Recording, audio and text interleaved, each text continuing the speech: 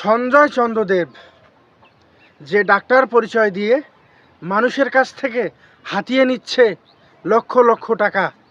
এর আগেও সঞ্জয় চন্দ্রদেব মানুষের সঙ্গে করেছে প্রতারণায় যার কাজ, তার কাছ থেকে মানুষ কিভাবে কিসের চিকিৎসা নেয়। সঞ্জয় চন্দ্রদেব একজন ডাক্তার পরিচয় দিয়ে মানুষের কাছ থেকে হাতিয়ে নিচ্ছে লক্ষ লক্ষ টাকা।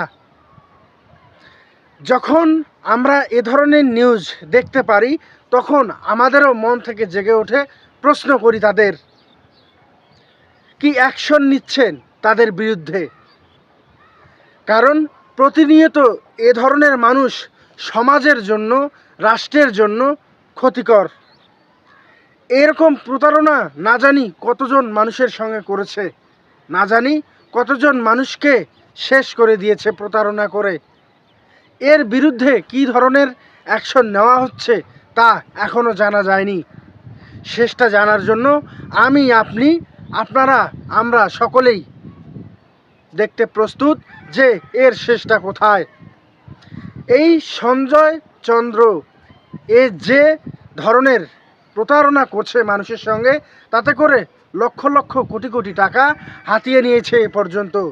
জানি না সত্য ঘটনাটি কতটুকু, তবে প্রতারণা যাতে না হয় সেক্ষেত্রে আমাদের সকলকে সাবধান থাকা উচিত এবং আমি মনে করি আমাদের সকল সেক্টরের মানুষের সাবধান থাকা উচিত।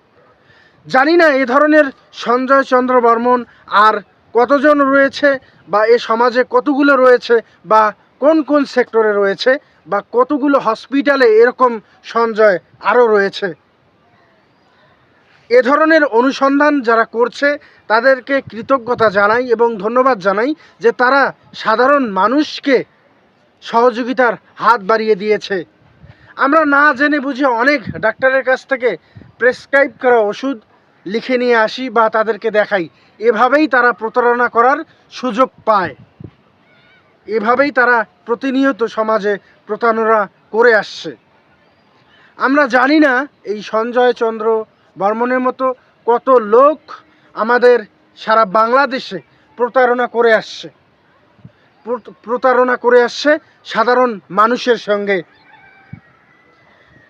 এভাবেই ধন্যবাদ জানাই দেশ টিভি নিউজকে, যিনি সত্যটাকে উপস্থাপন করেছে। ধন্যবাদ দেশ টিভি নিউজ। আপনারা আপনাদের সঠিক তথ্যটি জনগণের মাঝে তুলে ধরেছেন। আপনাদেরকে অনেক অনেক দোয়া এবং ভালোবাসা রইল। সাধারণ মানুষের আস্থার জায়গা আজ করে নিয়েছে দেশ টিভি নিউজ, যে মিডিয়াতে প্রকাশিত হয়েছে সঞ্জয় চন্দ্র বর্মনের কার্যকলাপ। চোখ রাখুন এবং দেখুন এবং সমাজের সাধারণ মানুষকে সচেতন করে দিন।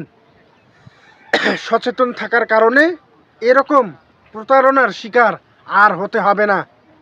তাই নিজে সতর্ক হন এবং অন্যকে সতর্ক করুন। না জানি এ ধরনের সঞ্জয় বর্মন আরও কত রয়েছে।